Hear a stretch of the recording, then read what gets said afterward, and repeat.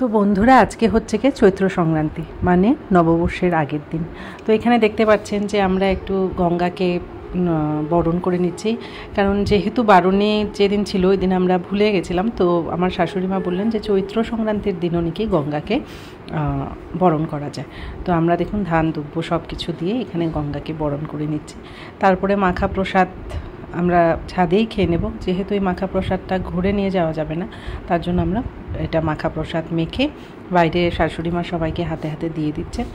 তারপরে আমরা খেয়ে এবার নিচে যাব।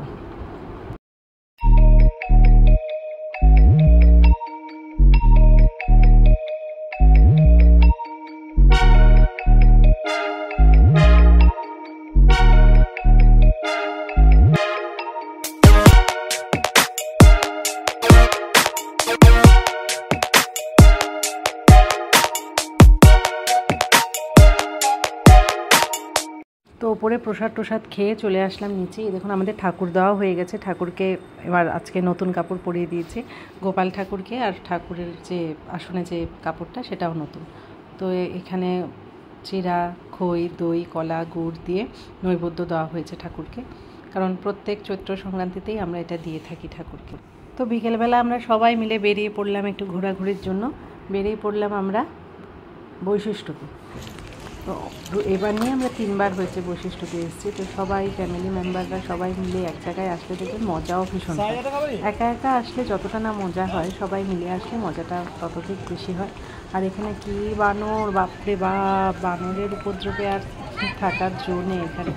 আমার তো ভীষণ ভয়ই লাগছিল, কারণ আমি একটু ভয়ই পাই এসব জীবজন্তুদের থেকে, আমার ভয়টা একটু বেশি।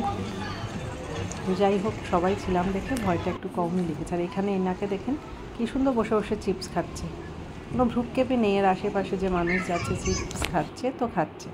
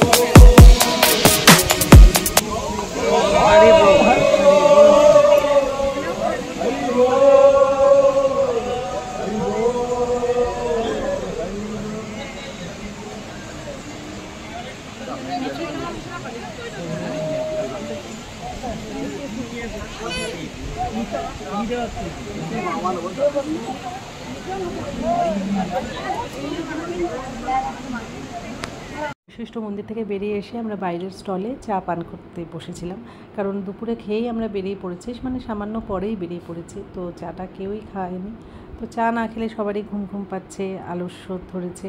তো ভাবলাম যে না, চাটা খেয়ে আমরা নেক্সট যেখানে যাব সেটা পরে হবে, আগে চাটা এখানে খেয়ে নিই।